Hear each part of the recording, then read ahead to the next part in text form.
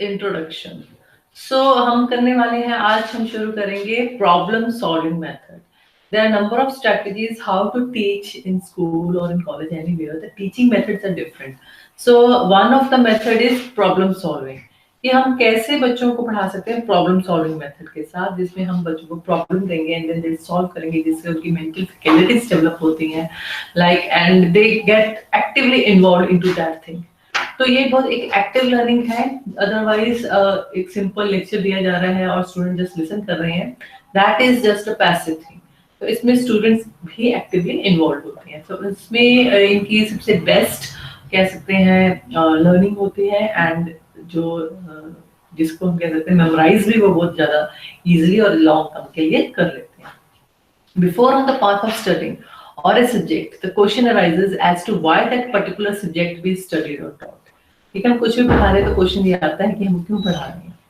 The answer of this very question helps us in setting up the definite aims and objectives for the teaching of that subject.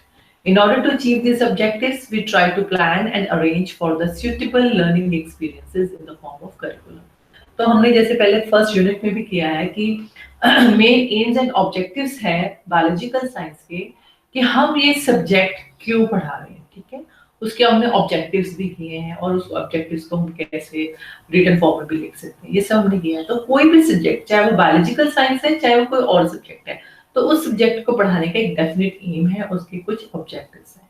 ठीक है, तो उस M को पूरा करने के लिए जो हम ऑब्जेक्टिव्स रखते हैं, तो उसमें हम सुटेबल लर्निंग एक्सपीरियंसेस रखते हैं, जिसमें जो हमारे करिकुलम का पार्ट होता है, जो हमारा सिलेबस है, that is full of all that learning experiences, जिससे कि हमारा जो एम है, जो हमारे ऑब्जेक्टिव्स है उस सब्जेक्ट को लेके वो पूरे हो जाते हैं। ठीक है, जैसे कि आपका बीएड का सिलेबस है, तो आपका जो सिलेबस कंप्लीट क्या है, एम क्या है, आपको एक एफिशिएंट टीचर बनाना है। ठीक है, how to teach biological science, तो उस चीज के लिए करिकुलम में आपके सिलेबस में वो सारे चैप्टर्स हैं, सारा सिलेबस भरा हुआ है, जो कि आपके लर्निंग एक्सपीरियंसेस बनेंगे, जिससे आपको नॉलेज मिलेगी, जिससे आप एक अच्छे टीचर बनकर बाहर आओगे। सब्जेक्ट की नॉलेज है आपको, लेकिन how to teach, how to be a teacher, उसकी नॉलेज के लिए ये सब्जेक्ट बने हैं।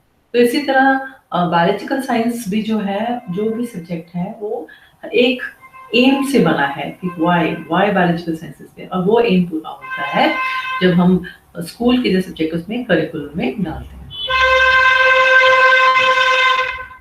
Then comes methods of teaching. So there are many methods. Before commencing on the path of studying or teaching a subject, the question arises as to why that particular subject we studied or taught. The answer of this question helps us in setting the definite aim. ये तो same ही repeat हो रहा है. Aims and objectives for the teaching of that subject. The method of teaching life science as prevalent today in our schools may be named as, कौन-कौन से methods जो आज की डेट में स्कूल से पढ़ाए जा रहे हैं। First is lecture method. ठीक है, जैसे कि अभी चल रहा है, जो कि सिंपल टीचर्स लेक्चर के पॉइंट ऑफ व्यू से पढ़ाते हैं। लेक्चर कम डेमोन्स्ट्रेशन मेथड, जिसमें टीचर डेमोन्स्ट्रेट भी कर रहे हैं, कोई एक्सपेरिमेंट है, कोई कुछ भी प्रैक्टिकल थिंग से। लेबोरेटरी मेथड, लैब में जाकर। Heuristic method is there, project method is there, assignment method, unit method, problem solving method. So number of method, इससे भी ज्यादा और भी मेथड्स हैं, लेकिन अभी जो आपके सिलेबस में है वो है प्रॉब्लम सॉल्विंग मेथड। जो और भी मेथड्स हैं, लेकिन आज हम करेंगे problem solving method. So life is full of problems and man is able to solve them successfully only if he has proper experience and the art of overcoming difficulties in life. ठीक है ना, आपकी life में, सबकी life में problems होती हैं कुछ ना कुछ, लेकिन आपके अंदर उतना स्टैमिना, उतनी समझ होनी चाहिए कि उस प्रॉब्लम को हम कैसे दूर कर सकें। This habit may be acquired from early stages of education. तो आपने देखा बचपन से ही हमें बच्चों को कुछ ना कुछ प्रॉब्लम छोटी छोटी दे दी जाती हैं, या फिर देखते हैं जो बड़े लोग होते हैं वो जानबूझ के बच्चों को प्रॉब्लम में उलझाएंगे ताकि उनकी प्रॉब्लम सॉल्विंग जो स्किल है वो इंक्रीज हो। तो शुरू से ही कुछ कुछ छोटे छोटे एक्सपीरियंसेस देने बहुत जरूरी है। उन एक्सपीरियंसेस से ही आपके माइंड की जो फैकल्टीज है वो डेवलप होती हैं, और वो आप जब आगे जाकर बढ़कर नॉर्मल लाइफ में आते हो तो इतनी डेवलप हो जाती है कि आपको कोई भी प्रॉब्लम आती है तो एकदम से आपका ब्रेकडाउन नहीं होता है। You are able to solve all that problems. As the child grows up, he learns new methods of tackling problems. this making efforts and solving independently the various problems prove useful in learning. ये क्या लिखा? In learning. So facts related with different curricular areas and also helps child in solving actual life problems at the later stage. ये विशाखा आपकी है. विशाखा, तो कुछ कुछ mistakes हैं आपकी इसमें. ये देखिए ना, जैसे this HAP what is this, है ना, इस तरह से. तो इस तरह की छोटी छोटी जो टाइपिंग मिस्टेक्स है ना, वो नहीं होनी चाहिए कंप्लीटली. अच्छा, एक चीज और स्टूडेंट्स, मैं आप सबकी अभी कर रही हूँ, सबकी चेक कर रही हूँ, लगी हुई इसी में आपकी स्लाइड्स एंड आपकी जो भी PDF है. सो गुड एफर्ट, बहुत अच्छे से अपने अच्छे प्रेजेंट किया, अच्छे से एफर्ट डाला है, बट बहुत सारी इंप्रूवमेंट्स की जरूरत है. ये इस तरह की स्पेलिंग मिस्टेक्स के साथ साथ लाइक आपने जो पॉइंट लिखा है, पॉइंट के अंदर जो थोड़ा बहुत एक्सप्लेन किया है, वो जो एक्सप्लेनेशन है ना, वो आपने जस्ट पॉइंट लिया और ऊपर की जो फर्स्ट लाइन आ रही है बुक में से, बस वही सेम की सेम टेप दी है ना. वो आपको एग्जैक्टली उस पॉइंट के अंदर एग्जैक्टली क्या लिखना है, वो चीज आनी भी बहुत जरूरी है. वो तो वेग आंसर भी लिखा हुआ है, तो वो नहीं चाहिए. But this was your first time, फिर भी आपने बहुत अच्छे से किया. लेकिन अब आगे भी जाकर जैसे आप लोग जाओगे, तो जो पॉइंट्स लिखो तो उसमें मिनिमाइज लिखो जो भी लिखना है, लेकिन टू द पॉइंट हो, बिल्कुल स्पेसिफिक उस पॉइंट को रिफ्लेक्ट करता हो. ठीक है. सो हम कर रहे थे problem solving. Then comes definition. Problem solving method as a method of teaching represents a method which provides opportunity to the pupils for analysis and solving problems faced by him on the basis of previous stock of his knowledge enriched with the present means available to him, quite independently by following some systematic and scientific steps and arriving at some basic conclusions or results to be utilized in future for the solution of the similar. तो वही बात मैं आपको जैसे कही है कि problem solving method क्या है. बेसिकली एक ऐसा मेथड है जिसमें हम बच्चों को एक अपॉर्चुनिटी देते हैं कि वो कोई भी प्रॉब्लम को सॉल्व करे. ठीक है. वो सॉल्व कैसे करेगा? अगर उसके पास कोई छोटा मोटा पुराना उस नॉलेज से रिलेटेड कोई एक्सपीरियंस होगा, ऑलरेडी उसके रिगार्डिंग कोई नॉलेज होगी. ठीक है. तो उससे वो इंडिपेंडेंटली और बहुत ही सिस्टमेटिक तरीके से कंप्लीटली उसे साइंटिफिक स्टेप्स को अपनाते हुए उस प्रॉब्लम को सॉल्व करना है. एक बेसिक कंक्लूजन पर उतरना है कि हाँ ये प्रॉब्लम है, अगर हम इस प्रॉब्लम को ऐसे सॉल्व करेंगे तो इसका फाइनल जो रिजल्ट है वो इस तरह से आएगा. ठीक है. तो इस तरह से जब वो प्रॉब्लम सॉल्विंग टेक्निक्स यूज करना शुरू कर देता है बच्चा, तो उसको अपनी लाइफ में कोई भी प्रॉब्लम आती है तो उसको भी वो इजीली कर लेता है, और उस प्रॉब्लम से रिलेटेड जो भी दूसरी प्रॉब्लम आती है तो वो अपने जो पुराने सॉल्यूशंस उसने प्रॉब्लम के साथ किए थे वो वही उसको अप्लाई कर देता है, तो उसकी प्रॉब्लम काफी हद तक सॉल्व हो जाती है. So this is the way. Problem solving में भी साइंटिफिक टेक्निक्स यूज होती हैं, साइंटिफिक मेथड से चलते हैं. Then is problem solving method.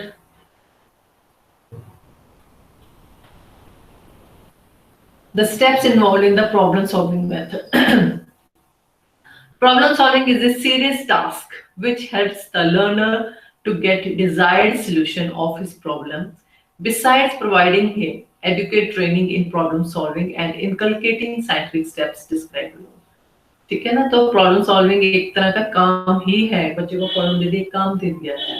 ठीक है. ताकि हम चाहते हैं कि इस बच्चे को वो पर्टिकुलर सोल्यूशन उसको पता चलेगी कैसे उस प्रॉब्लम को सॉल्व करना है, और उसको हम थोड़ी बहुत ट्रेनिंग थोड़ा बहुत लेकिन खुद से करेगा, और उसे साइंटिफिक स्टेप्स के साथ ही चलना है. First point, confrontation with the problem. Whether the students are faced with some problem in a natural way or it is posed by the teacher, it should properly match the abilities and capacities of the students and should help us in achieving objectives of science teaching by problem solving method. ठीक है. तो basically confront करना means आपका बिल्कुल सामना करना उस problem के साथ. एकदम से प्रॉब्लम आ गई और आप you are facing that problem. ठीक है. तो उस प्रॉब्लम को हो सकता है कोई प्रॉब्लम नेचुरली आ गई, मान लीजिए कोई एक्सपेरिमेंट करते करते बच्चों को कोई प्रॉब्लम आ गई है, या कोई चैप्टर का कोई भी असाइनमेंट बनाते बनाते कुछ भी कोई भी प्रॉब्लम आ सकती है इन योर स्टडीज. तो उसमें क्या है कि जो बच्चे को एकदम प्रॉब्लम आती है तो टीचर जो है वो ये भी देखेगा कि जो प्रॉब्लम है वो उसके एज के स्पेसिफिकली वो उसे सॉल्व कर सकता है कि नहीं कर सकता. क्या उसमें उस प्रॉब्लम को सॉल्व करने की एबिलिटी है या नहीं है, कैपेसिटी है कि नहीं है, उसके एज से ऊपर की प्रॉब्लम तो नहीं है। इस चीज को टीचर को देखना है, तो ये ना कि वो ऐसे जूझता रहे और निराश होता जाए। टीचर को देखना है कि हाँ उसका माइंड का जो लेवल है वो उतना है, और वो उस प्रॉब्लम पे वर्क उसे करना चाहिए कि नहीं करना चाहिए, सो दैट एक सोल्यूशन निकल कर आए। और जैसे वो प्रॉब्लम का सोल्यूशन ढूंढ के लाता है एक स्टूडेंट, तो उसके अंदर एक बहुत ही अच्छी सेटिस्फैक्शन वाली फीलिंग आती है, एंड कॉन्फिडेंस भी डेवलप होता है, और माइंड की जो प्रॉब्लम सॉल्विंग जो फैकल्टीज होती हैं वो भी डेवलप होती हैं। सो हमारे जो ऑब्जेक्टिव्स हैं साइंस के वो भी पूरे होते हैं, जो हम चाहते हैं कि बच्चों को लर्न हो, बच्चों के में साइंटिफिक मेथड आए, साइंटिफिक एटीट्यूड डेवलप हो, ठीक है। तो प्रॉब्लम सॉल्विंग टेक्निक से वो हमारे साइंटिफिक जो टीचिंग ऑब्जेक्टिव्स हैं वो भी पूरे होते हैं। The problem should conform to the requirements of the topic in hand and should also be related with prescribed course। ठीक है, जो प्रॉब्लम होगी वो क्या हमारे जो टॉपिक है उसकी क्या क्या रिक्वायरमेंट्स हैं उसको वो पता होना चाहिए, और उसके रिलेटेड जो कोर्स के रिलेटेड ही होगी। The problem should be with in the capacity of the students. ठीक है, बिना बच्चे के ऊपर के लेवल की प्रॉब्लम देने का कोई फायदा नहीं है। The problem should be related with actual life. Generally वो जितनी एक्चुअल बट साइंटिफिक हो उतनी ही बेटर है बच्चों की, और भी डेली लाइफ में भी वो जो सोल्यूशंस वो ढूंढ के लाएगा, या डेली लाइफ में जो भी प्रॉब्लम्स आएंगी तो वो उसमें हेल्प आउट कर सकता है। Situation and should be in tune with the resources. जो भी सिचुएशन है, जो भी प्रॉब्लम है, वो आपके जो रिसोर्सेज हैं वो होने चाहिए ताकि वो उस प्रॉब्लम को सॉल्व कर सके।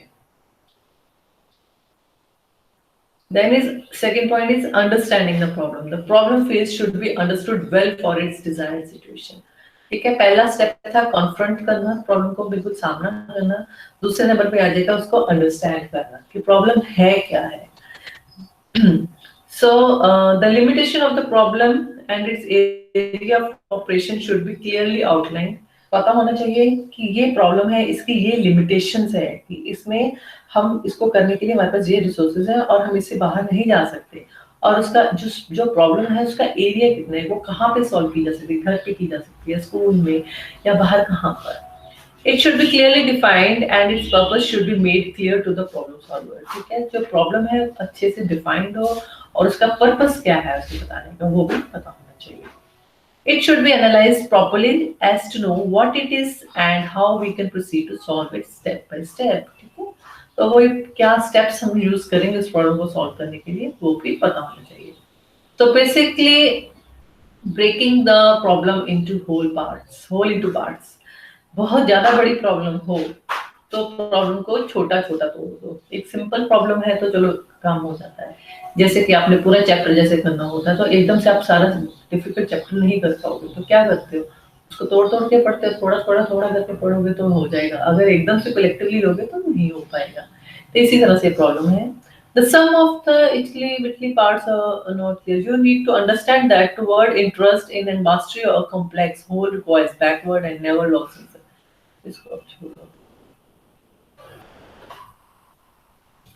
कलेक्शन ऑफ रेलेवेंट इंफॉर्मेशन और डाटा। सबसे पहले हमने किया कॉन्फ्रंट, देन उसको अंडरस्टैंड किया, देन उसके बाद हमने जो भी रेलेवेंट डाटा है उसको कलेक्ट करना है। ठीक है, तो डाटा जो भी प्रॉब्लम है उसके उससे रिलेटेड आपको जैसे किसी के नेम चाहिए या कुछ उसके जो भी ऑब्जर्वेशंस चाहिए, उनकी रीडिंग्स चाहिए, जो भी आपके पास जो डाटा है उससे रिलेटेड जो आपकी प्रॉब्लम को सॉल्व कर सकता है, तो हमने क्या करना, अंडरस्टैंड करने के बाद वो सारा डाटा को कलेक्ट करना है। In this step, students are encouraged to collect information relevant to the problem from available records or through consultation of books and literature from the library or through any other means available to them। Here the need of the proper guidance and help from the teacher is needed। So वही है कि जितनी information उस problem के related आप collect कर सकते हैं, जो भी डाटा या जो भी पहले भी कुछ उसके रिलेटेड कुछ सॉल्यूशंस हो वो भी आप कलेक्ट कर सकते हैं। इन सबको अपने कलेक्ट करके अपने पास रखने है, डाटा कलेक्ट करना है। ठीक है, and help from the teacher arises and should be available to them in a proper degree at the proper time। So teacher का भी रोल है इसमें बहुत बड़ा कि अगर कुछ इन्फॉर्मेशन बच्चों को चाहिए, स्टूडेंट्स को चाहिए, तो वो सारा डाटा कलेक्ट करें और वो बच्चों को दे। Then comes analysis of the collected data और इन्फॉर्मेशन। जो भी आपने डाटा कलेक्ट किया है उसको आप एनालिसिस करोगे, उसको इकट्ठा करके उसको अच्छे से तोड़ोगे, मीन्स ये अलग अलग पार्ट्स करोगे और क्या रेलेवेंट है उसको भी बाद में उसको रखोगे।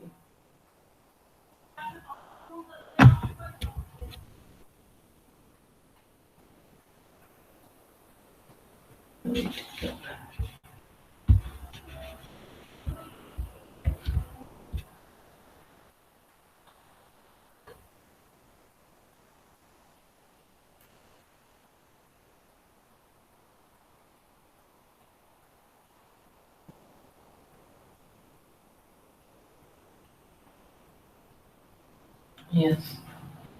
So here the information or data collected is analyzed in the light of finding out possible solution of the problem. ठीक है, जो भी आपने डाटा लिया है उसको आप एनालाइज करोगे, तोड़ोगे, देखोगे इसमें क्या सोल्यूशन हम ढूंढ सकते हैं। ठीक है, consequently the data or information which is irrelevant or superfluous are not helpful in the solution of the problem is abundant and the relevant or useful ones are taken for being used in the solution of the problem. जो भी आपने जितना भी data collect किया है, लेकिन उसमें से अगर आप इररिलेवेंट भी साथ रखोगे तो क्या होगा, बहुत ज्यादा मेसी हो जाएगा। आपके पास जो राइट इन्फॉर्मेशन है जिसको आप यूज करना चाहते हो वो आप यूज नहीं कर पाओगे, और जो जो भी एक मेस क्रिएट हो जाएगा जिस जो कि आपके लिए ही मुश्किल क्रिएट करेगा। सो इज बेटर कि जो इररिलेवेंट डाटा हो, जो पता चल रहा है कि हमारे काम नहीं आएगा, उसको हम आउट कर दें और बिल्कुल टू द स्पेसिफिक जो आपकी प्रॉब्लम से रिलेटेड है, जो यूजफुल डाटा है उसको ही कंपाइल करें।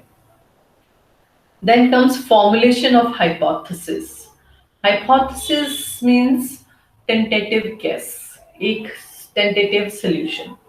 आपके पास प्रॉब्लम है और उससे रिलेटेड आपका एक टेंटेटिव गेस है, टेंटेटिव सॉल्यूशन है कि या इसको हम इस तरह से भी सॉल्व कर सकते हैं या इस तरह से भी कर सकते हैं। तो जो हाइपोथेसिस है वो जरूरी नहीं है कि आपका एक ही हाइपोथेसिस हो, कितने नंबर ऑफ हाइपोथेसिस हो सकते हैं। तो आपके पास जो प्रॉब्लम है उसके आप टेंटेटिव सॉल्यूशंस नोट डाउन करोगे कि हाँ इसको ऐसे भी सॉल्व कर सकते हैं, ऐसे भी, ऐसे भी, ऐसे। Number of solutions are there.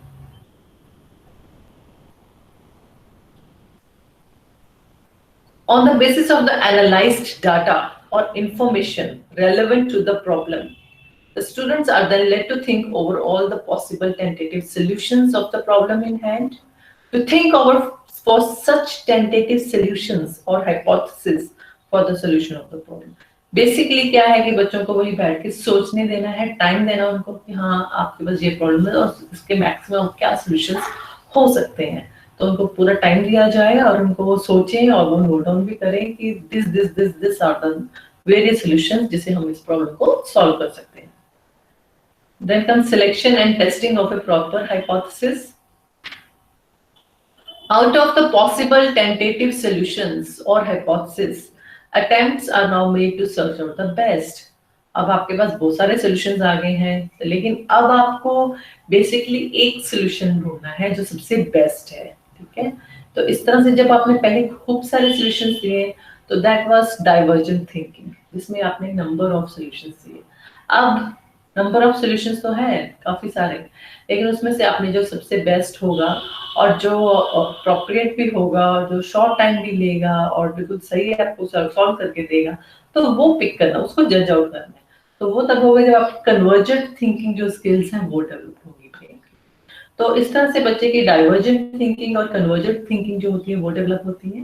तो इसमें अब बच्चे ने क्या करना है कि जो भी उसके पास सॉल्यूशंस हैं, जो उसने पहले वेग थे वो आउट कर दिए, अब बिल्कुल स्पेसिफिक सॉल्यूशंस है और उसमें से भी और भी स्पेसिफिसिटी की तरफ जाना है, और जो बेस्ट है सॉल्यूशन, जो अप्रोप्रिएट है, फिजिबल है एंड शॉर्ट टाइम पीरियड में वो सॉल्यूशन अप्लाई हो सकता है, तो वो चीज ढूंढनी है। The selected hypothesis must be able to present a valid as well as reliable solution of the problem. ठीक है, ये भी नहीं आप बिल्कुल ऐसे हवा में अपने सॉल्यूशन दे दो, बिल्कुल वो जो भी सॉल्यूशन हो वो बिल्कुल वैलिड हो, जो आपकी प्रॉब्लम है उससे ही रिलेटेड हो और उसी को ही वो सॉल्व करें, और वो रिलायबल भी होने चाहिए। देखिए ये दो टर्म्स हैं, वैलिड एंड रिलायबिलिटी। ये दोनों बहुत इंपॉर्टेंट टर्म्स हैं, ये आपके रिसर्च में भी वो यूज होती हैं एंड प्लस जो भी आपके एजुकेशन में भी कहीं भी आएंगी, तो इसका एक डीप मीनिंग की भी अंडरस्टैंडिंग होना बहुत जरूरी है, क्योंकि बहुत बार ये रिपीट होंगी हर चैप्टर्स में या कहीं भी। तो जैसे वैलिड है, वैलिड का मतलब हो जाता है कि जैसे कि हम कोई टेस्ट बनाते हैं तो हम कहेंगे this test is valid. Valid में आ जाएगा जैसे पर्सनालिटी टेस्ट है, इंटेलिजेंस टेस्ट बनाया, मान लीजिए साइकोलॉजिकल टेस्ट है, इंटेलिजेंस टेस्ट, तो वो क्या कर रहा है इंटेलिजेंस टेस्ट, वो इंटेलिजेंस मेजर करता है स्टूडेंट्स की। तो हम ये कहेंगे yes this test is valid to measure the intelligence of students. लेकिन वो टेस्ट स्टूडेंट्स की पर्सनालिटी मेजर नहीं करता, तो हम ये कहेंगे yes this test is not valid to measure personality.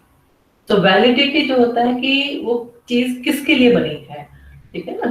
तो इसी तरह रिलायबिलिटी है, रिलायबल, हम कहेंगे ये टेस्ट रिलायबल है, तो why it is reliable, like आपके ग्रेजुएशन में मान लीजिए 50% आए हैं, ठीक है, एंड देन फर्स्ट ईयर में, देन सेकेंड ईयर में आपके आगे 70%, थर्ड ईयर में आ गया फेल हो गए, तो मतलब एक वेग सा हो रहा है, रिजल्ट सही नहीं आ रहा है। तो हम ये कहेंगे that reliability is not that appropriate, मतलब कह नहीं सकते कि पर्सन क्या है, कभी वो टॉप कर रहा है, कभी एवरेज में है, कभी फेल हो रहा है, तो रिलायबिलिटी नहीं है। लेकिन अगर यही आपके फर्स्ट ईयर में मान लीजिए 70% आ गए हैं, सेकंड ईयर में और 74% आ गए, थर्ड ईयर में देन अगेन 75 आ गए, तो एक कंसिस्टेंसी है स्कोर्स में। तो अब वो जो कंसिस्टेंसी है स्कोर्स की, तो हम कहेंगे yes is a good achiever, हम कहेंगे यस 75% पर आ रहे हैं, इंटेलिजेंट है, रिलायबल है person. So this is the way to test the reliability.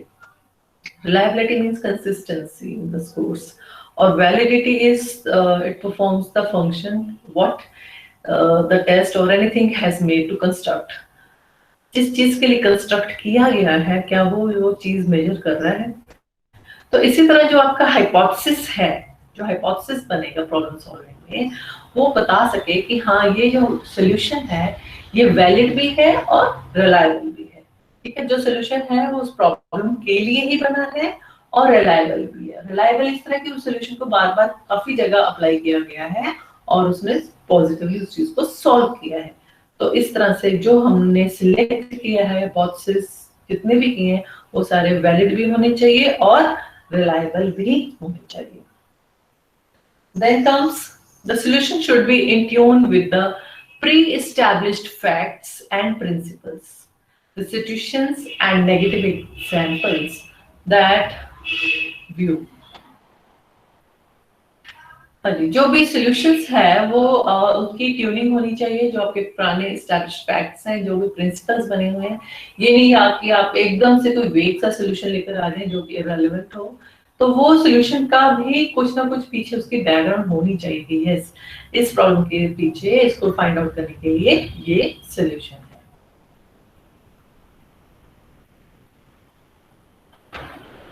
Then comes application of the accepted hypothesis. अब आपने हाइपोथेसिस बना लिया, तब उसको कैसे अप्लाई करोगे, ठीक है। दिस इज द प्रॉब्लम आई, ठीक है, आपने हाइपोथेसिस बनाया, ये बना दिया, नल हाइपोथेसिस है, हाइपोथेसिस नंबर ऑफ, हमने इतनी डिटेल में नहीं करना है, बिल्कुल रिसर्च लेवल पे नहीं लेकर जाना है इसको। बेसिकली प्रॉब्लम सॉल्विंग जो स्कूल के बच्चों के लिए होता है उस लेवल पे हम कर रहे हैं इस चीज को।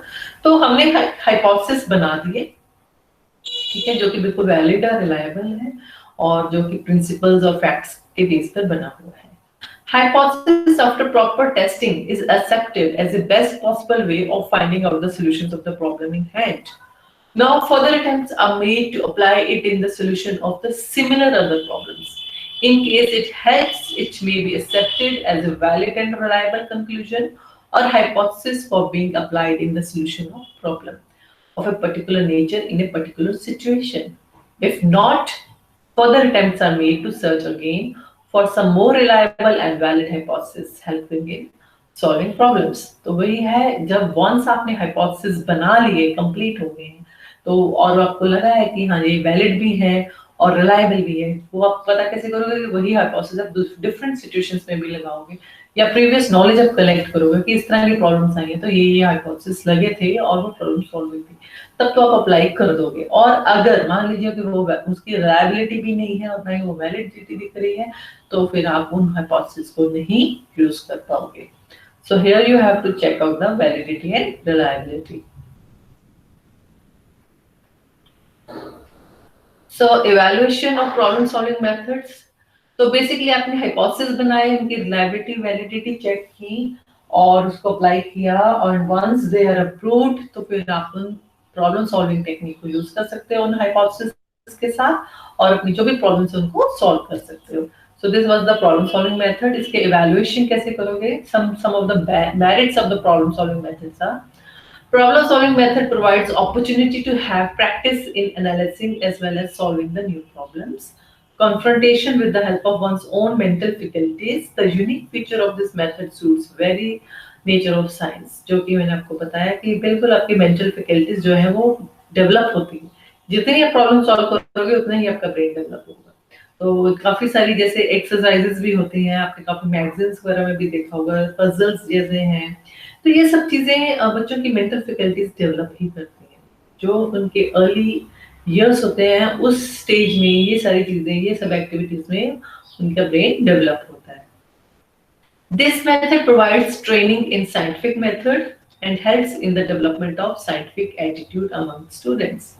ठीक है, तो इस मेथड से उनको एक तरह से ट्रेनिंग मिलती है, बच्चों में साइंटिफिक एटीट्यूड डेवलप हो जाता है, वो हर चीज को साइंटिफिकली करना शुरू कर देते हैं, कॉज एंड इफेक्ट देखना शुरू कर देते हैं, स्टेप बाय स्टेप प्रोसीजर लेते हैं। तो प्रॉब्लम को सॉल्व करने के लिए वो ऐसे एकदम से रश में नहीं पड़ते हैं, उस प्रॉब्लम को समझते हैं और बिल्कुल साइंटिफिकली स्टेप बाय स्टेप उसको सॉल्व करने की कोशिश करते हैं। It provides valuable opportunity for the proper development of cognitive abilities of children. So problem solving method जो है उसमें बच्चों का डेफिनेटली कॉग्निटिव डेवलपमेंट होना ही होना है, उनके इंटेलिजेंस जो है वो डेवलप होनी ही होनी है। तो उससे उनकी लर्निंग के साथ साथ एक इंटेलिजेंस जो लेवल है वो भी डेवलप होता है। अगर आप सिर्फ सिंपल सुन रहे हो, स्पून फीडिंग हो रही है, यू आर जस्ट लिसनिंग, तो इंटेलेक्चुअल लेवल नहीं डेवलप होगा। जब आप खुद से कुछ करोगे, जैसे कि हम बच्चों को टेस्ट देते हैं, ये क्यों बने हैं ये टेस्ट सिस्टम? टीचर्स पढ़ाते हैं और उसके बाद वो मंथली टेस्ट लेते हैं, वीकली टेस्ट होते हैं, ईयरली टेस्ट होते हैं। Why they are? क्योंकि सिर्फ पढ़ाना है, मालूम वो पढ़ा रहे हैं, बच्चे सुन रहे हैं, उनके दिमाग में चला गया। लेकिन जब वो खुद से टेस्ट देते हैं, कोई मैथ्स की प्रॉब्लम देते हैं हम, तो उनकी माइंड खुद से शार्पनिंग होती है उनके माइंड की। जब वो किसी प्रॉब्लम को सॉल्व करते हैं, क्वेश्चंस का आंसर देते हैं, वो सोचते हैं, मेमोराइज करते हैं, थिंक करते हैं, लॉजिकल थिंकिंग, रीजनिंग, ये सारी फैकल्टीज पे जोर पड़ता है ब्रेन की। और जब जोर पड़ता है इन सब फैकल्टीज पे, तो ऑब्वियसली अब मसल्स पे जैसे जितनी एक्सरसाइज करेंगे तो मसल्स डेवलप होती है, ऐसे जितना ब्रेन की एक्सरसाइज करेंगे उतना ही ब्रेन भी डेवलप होगा। So there are very number of thinking skills also there. कुछ मेथड्स हैं बहुत सारे जिससे हम बच्चों का इंटेलेक्चुअल लेवल को डेवलप कर सकते हैं, उनका ब्रेन डेवलप कर सकते हैं। तो वो थोड़ी सी एफर्ट्स लगानी पड़ती है। अगर हम बच्चों को ऐसे नेचुरली कूली छोड़ दें, दो वो भी ठीक है, लेकिन बच्चे प्ले वे मेथड अपने आप से ऑब्जर्व करेंगे। लेकिन अगर हम स्पेसिफिकली कुछ मेथड्स के साथ बच्चों को पढ़ाएं या बच्चों को अपॉर्चुनिटीज दें, तो उनमें काफी ज्यादा स्किल्स के साथ उनका इंटेलेक्चुअल डेवलपमेंट भी होता है। और इंटेलेक्चुअल डेवलपमेंट के लिए प्रॉब्लम सॉल्विंग मेथड सबसे बेस्ट मेथड माना जाता है, जिसमें जो कि जैसे आपके टेस्ट वगैरह होते हैं, तो आपने देखा होगा कि वैसे आपने कुछ लिखना हो तो आप बहुत लेजी हो जाओगे, आराम से लिखते रहोगे। लेकिन जब टेस्ट हो तो आपको चाहे रात के 12 बजे तक जागना पड़े, 2 बजे तक जागना पड़े, you learn, you right, you do everything. तो इंटरनली अपने आप बॉडी वैसे प्रिपेयर हो जाती है, आपका ब्रेन भी उतना ही एक्टिवली वर्क करना शुरू कर देता है। So this is the right way कि हम बच्चों को बचपन से ही एक्टिवली उनकी जो मेंटल फैकल्टीज है उनको धीरे धीरे प्रैक्टिस में लाना शुरू कर दे, ताकि वो जब बड़े हों तो उनका ब्रेन उसी तरह से उनकी मेंटल फैकल्टीज डेवलप हो और हर प्रॉब्लम को सॉल्व करने का उनके पास एक स्टैमिना हो, एक कॉन्फिडेंस हो। So then comes, it is psychologically sound method on account of its being child and problem oriented. So basically जो मेथड है प्रॉब्लम सॉल्विंग मेथड, वो बिल्कुल एक साउंड मेथड है और साइकोलॉजिकली अप्रूव्ड मेथड है, जिससे बच्चे का बिल्कुल ब्रेन डेवलप होता है और बच्चे में एक प्रॉब्लम सॉल्विंग स्किल्स जो हैं वो डेवलप होती हैं। This method is especially helpful in getting rid of many teaching learning problems like problems of indiscipline, assigning the homeworks, etc. So ये मेथड क्या है, वही जितनी भी प्रॉब्लम्स है उनसे बच्चा दूर होता है और उसमें जैसे टीचिंग लर्निंग जो प्रॉब्लम्स है, जैसे इनडिसिप्लिन क्रिएट कर रहे हैं, तो अगर वैसे ही बैठे हैं तो इनडिसिप्लिन करेंगे, बातें करेंगे, गपशप करेंगे, लेकिन जब वो किसी काम में जुट गए हैं, जब कोई प्रॉब्लम तो दे दी गई है वो सॉल्व कर रहे हैं, जैसे टेस्ट होता है तो कितना डिसिप्लिन मेंटेन होता है, क्योंकि एवरीवन इज डूइंग टेस्ट, अपने काम से कर रहे हैं, दिमाग लगा रहे हैं, तो वो एक इनडिसिप्लिन वाली प्रॉब्लम दूर हो जाती है इससे। और जितनी भी हम असाइनमेंट्स देते हैं, होमवर्क देते हैं, तो उसमें भी उनकी प्रॉब्लम सॉल्विंग स्किल्स डेवलप होती है। क्वेश्चन दे दिया है, जैसे कि मैंने आपको असाइनमेंट्स दी हैं, तो आप में भी प्रॉब्लम सॉल्विंग स्किल दूर हुई है, हालांकि मैंने आपको मटेरियल भी प्रोवाइड किया है। तो क्योंकि because we are on online mode, कुछ स्टूडेंट्स नहीं कॉलेज आ पा रहे, वो लाइब्रेरी में से बुक्स नहीं ले पा रहे, तो आई वांट कि everyone should get involve into this assignment work. तो उसके लिए मटेरियल मुझे भी एफर्ट्स डालने पड़े and I send all the material, but basically आपकी भी प्रॉब्लम सॉल्विंग स्किल डेवलप हुई है, आपके पास जो टॉपिक आया आपने उसको पढ़ा, समझा, लिखा, किया, तो उससे आप एक मेंटली प्रिपेयर्ड हो गए। अब right now you are more confident कि आपको कल को कोई भी टॉपिक दे दिया जाए तो you can easily make PPT और पीडीएफ रिगार्डिंग दैट टॉपिक, तो क्योंकि वो चीज आपके सिस्टम में आ गई है, you know how to do it. So यही इसी तरह जो छोटे बच्चे हैं उनको भी जितने भी आगे लाइफ में जो भी काम आने, उन चीजों की ट्रेनिंग स्टार्टिंग में ही दे देनी चाहिए, so that once they grow up they can handle each and every situation very nicely and very comfortably. तो ये चीजें शुरू से ही करवानी शुरू कर देनी चाहिए। Then comes demerits and limitations. So demerit क्या है प्रॉब्लम सॉल्विंग का?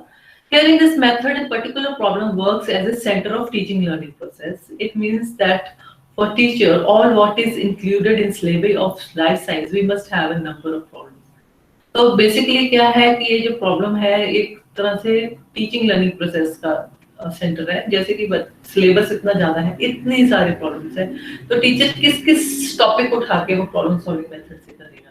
अगर वो टीचर हर टॉपिक जो है वो क्या कहते हैं प्रॉब्लम सॉल्विंग से करेगा, तो बच्चे हर चीज को लर्न नहीं कर पाएंगे, तो उसमें टाइम भी बहुत कंज्यूम होता है।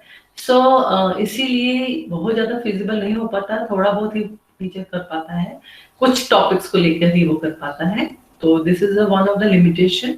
It is neither possible or nor desirable to have problems in such large quantities or of such nature that can help in covering the entire syllabus. सारा सिलेबस हम प्रॉब्लम सॉल्विंग मेथड के साथ school के students को नहीं करवा सकते हैं, क्योंकि उनमें अभी इतना स्टैमिना नहीं होता, उनको कुछ टॉपिक्स करवा सकते हैं, सो इसलिए इसकी एक लिमिटेशन है। Problem solving method requires independent efforts on the part of students to find out the solutions of the problem.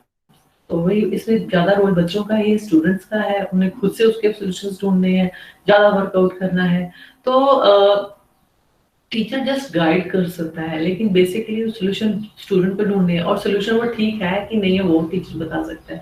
तो दिस इज द वे कि लिमिटेशन है कि बच्चे अब इतनी एफर्ट्स, जो छोटे बच्चों के लिए तो बहुत मुश्किल हो जाता है, और लेकिन उनको इतने इंडिपेंडेंटली काम करना मुश्किल होता है। Once the children grown up that is different thing, लेकिन छोटे बच्चों के लिए थोड़ा मुश्किल हो जाता है। The task of thinking about the possible tentative solutions or hypothesis is a quite challenging one.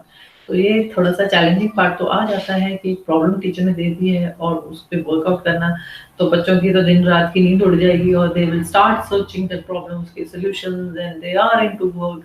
तो एक उनका जो व्हील चलना शुरू हो जाता है कि yes they have to find the answer, तो चैलेंजिंग हो जाता है उनके लिए थोड़ा सा।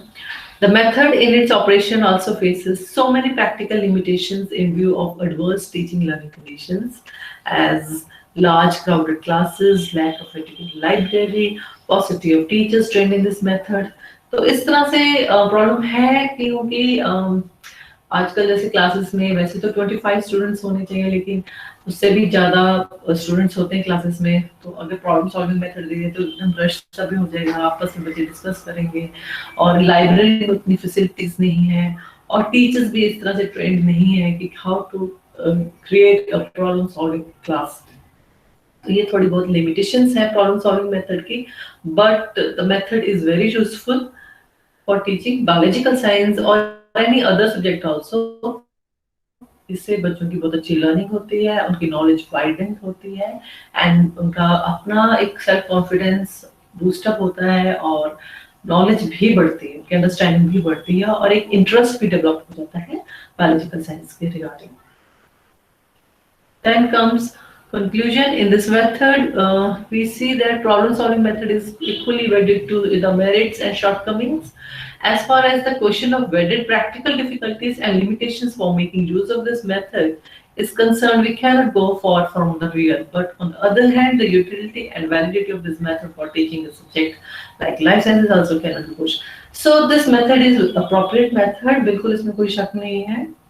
स्मॉलर क्लासेस में आप सारे टॉपिक्स नहीं दे सकते हो, कुछ टॉपिक दे सकते हो, और जो लार्जर क्लासेस, बड़ी क्लासेस हैं लाइक +1 +2, तो उसमें आप बहुत अच्छे से सबको हैंडल कर सकते हो। प्रॉब्लम सॉल्विंग जो 9th 10th के बच्चे हैं, तो बेसिकली प्रॉब्लम सॉल्विंग मेथड हमसे बच्चे खुद बहुत एक्टिवली पार्टिसिपेट करते हैं, और उनकी पर्सनल लर्निंग बहुत होती है, एंड फर्दरमोर उनका अपना इंटरेस्ट बढ़ जाता है उस सब्जेक्ट को करने के लिए। So this is the best method, one should opt this method must. So that's it. To the references. Yes.